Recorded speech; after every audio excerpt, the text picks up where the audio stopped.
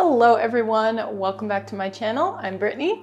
Today I have a chocolate bonbon design for you, which I'm pretty excited about. I plan to do a lot more videos like this in the future, so you'll have to let me know in the comments if you like this type of video. I'd love to know what colors, patterns, designs, types of chocolate, and what kinds of fillings you guys would like to see. So all I have thought about in like the last 3 weeks is chocolate. I've made over 600 molded chocolates in my little apartment kitchen for 2 different weddings. I've tried so many recipes and techniques that I have never done before, and I've learned so much, so I'm excited to share all of that with you guys as I go along. Today's video is one of the designs I did for my cousin's wedding. The chocolate is a gold and red spiral design with a black background. It's molded in milk chocolate and it's filled with a hazelnut milk chocolate ganache and a vanilla cookie crunch layer. I was so excited to use the black cocoa butter because it's as shiny as chocolate gets. So let's get into the video. Here are the supplies that you'll need. Colored cocoa butter. Today I'm using pre-colored Cardinal Red by Chef Reber. And then I've colored my own cocoa butter with Roxy and Rich black powder, edible gold luster dust, along with some lemon extract, and I like to mix that in this handy plastic palette. I'm using the brand PCB for the luster, which is really sparkly and pretty, and it's actually edible. For the decoration, you'll need 3 different brushes. First, you'll need a small round brush like this. Then a large round sponge brush that you'll cut like this, and a large soft round paintbrush similar to this one. You'll also need a round polycarbonate chocolate mold. In this video, I'm using Chef Jungsted's signature mold number 1, which can be hard to find in the US, so I recommend Chocolate World number 2022, but I'll link both in the description box below. And last, you'll need some chocolate and a filling of your choice. Now, the first thing you'll always do is make sure that you have a clean and shiny mold. My mold has already been gently washed, and now I'll just quickly buff it with a cotton ball. Next, I'm going to mix my black cocoa butter so it's ready for the decorating. If you don't know how to do this, I have a couple videos that will help you out that go into detail. The first one is how to temper cocoa butter, and the second one is how to color cocoa butter. I'll link both of those in the description. But essentially, I heat my cocoa butter to about 45 to 50 degrees Celsius. Then I add 10% of the black food color. So in this case, I have 50 grams of cocoa butter, so I add 5 grams of black powder.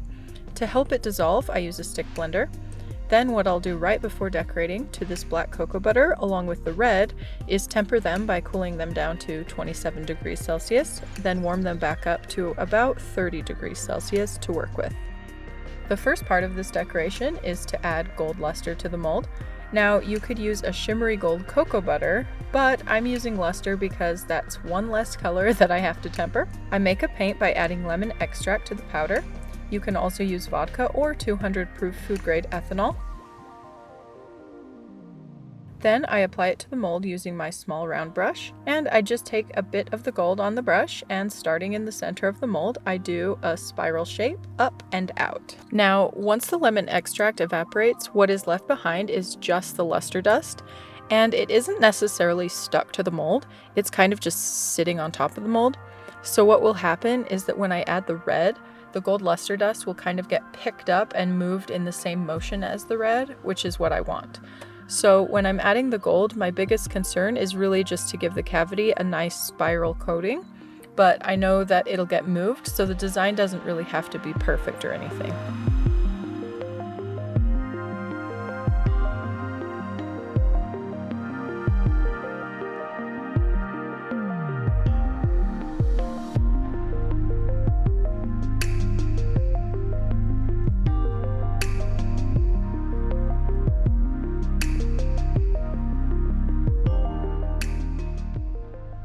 And here's what the sponge I'm going to use looks like. I only have one this size and it's already cut, but I'll show you how I got this shape on a smaller one. You just basically take the sponge and start chopping off the corners. The goal is to have jagged edges that stick out but that generally move up into a point, because when you stick it down into the half sphere mold, you want it to reach the bottom. To help keep my cocoa butter in temper while I work, I set down a folded washcloth or two and then I just warm them up a little bit with my heat gun. It's not a perfect solution, but I find it keeps the cocoa butter from cooling down too fast as opposed to placing the container directly on the cold countertop.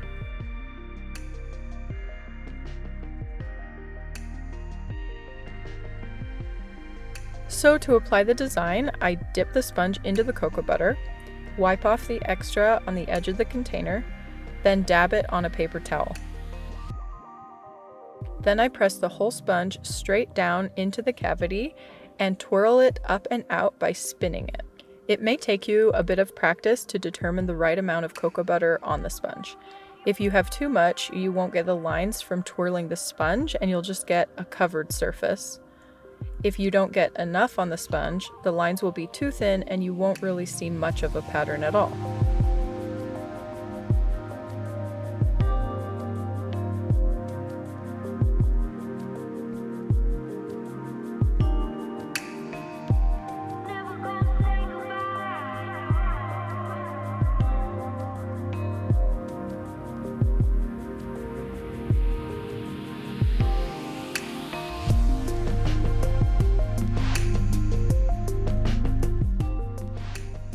Once you get the hang of things, you'll find that you can do multiple cavities before redipping the sponge.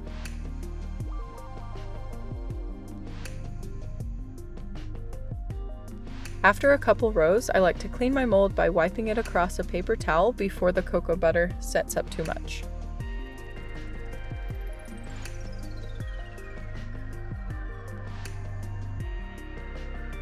Notice the size of my sponge is a touch larger than the cavity. If you use a smaller sponge, you won't get the spiral pattern on the sides of the mold. You'll just get it in the bottom center. So choose a sponge a little bit bigger than the mold so that when you cut the corners, it's still a tight fit.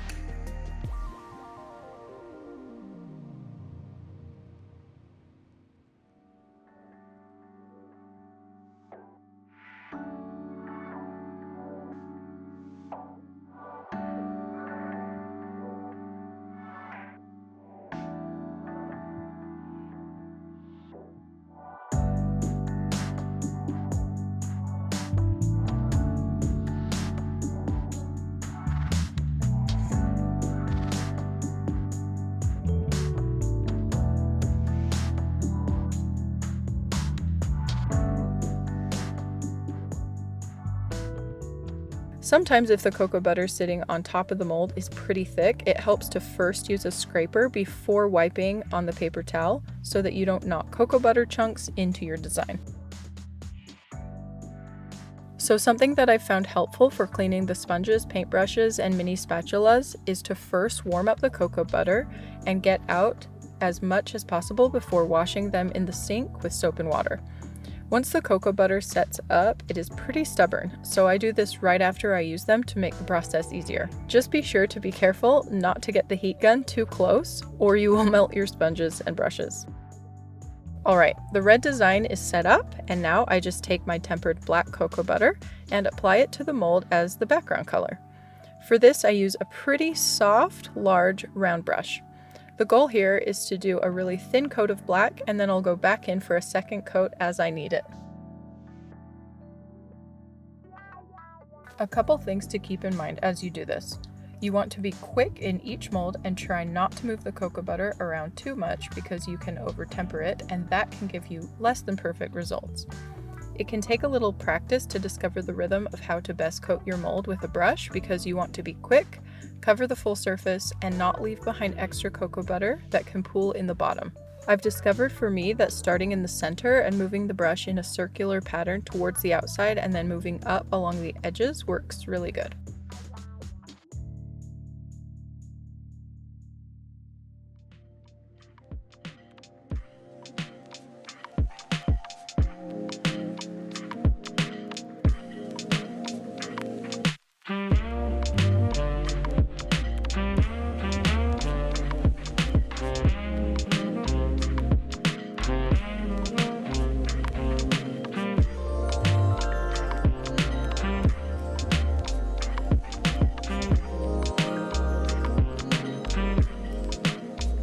Don't forget to clean the top of your mold by wiping it on a paper towel.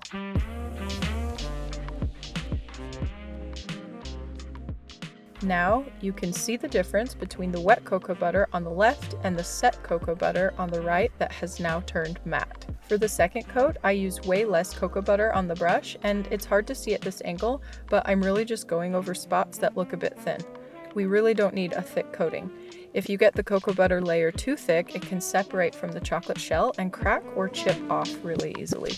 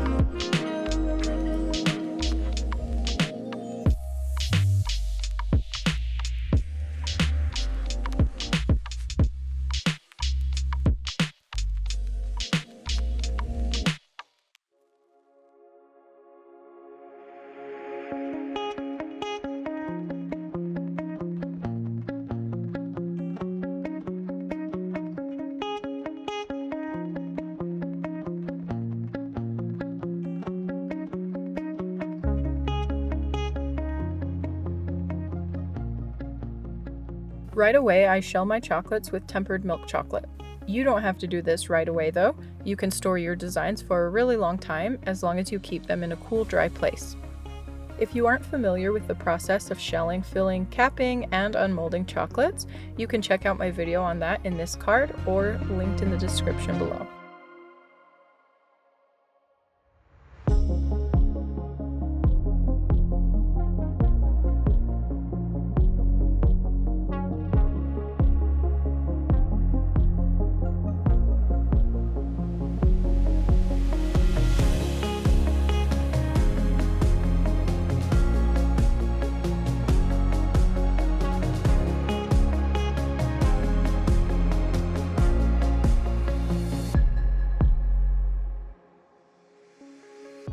Once you've scraped your mold clean, you can either set it up on its side to cool, or you can set it upside down, propped up off of the counter like this. For this particular design, I won't be going over the filling, so these chocolates have already been filled and it's time to cap.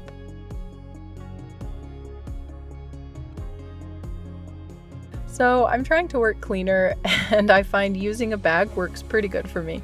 So I've got my tempered milk chocolate, and I'll cap the molds just like this.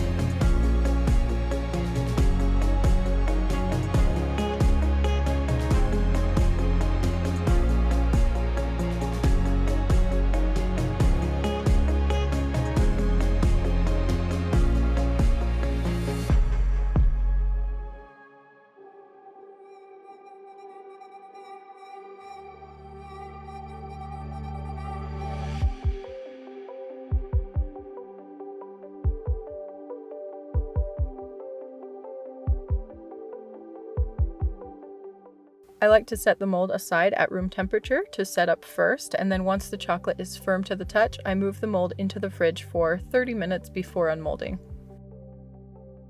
And now for the moment of truth. A quick creak of the mold and then flip it over.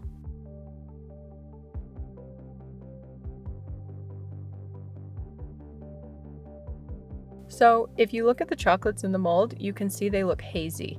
You can tell there is a small gap between the chocolate and the mold. which tells you that the chocolates have successfully contracted. A lot of times when they don't come out, it is actually just because of static. So they just need a little encouragement.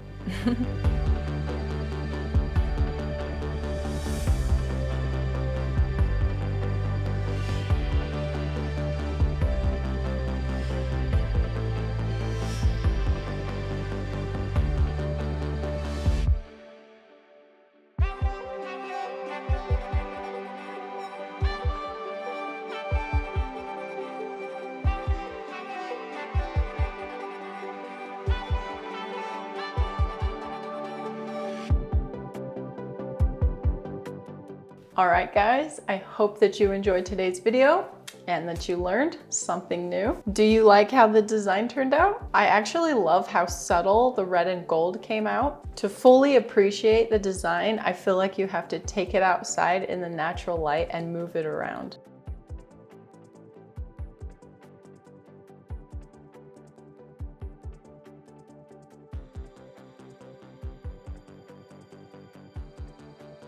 Let me know down in the comments what colors you think this design would look good in. And don't forget to like this video. It helps me out a lot. If you haven't subscribed to my channel yet, today's the day. Thanks so much for watching today, and I'll see you soon. Bye.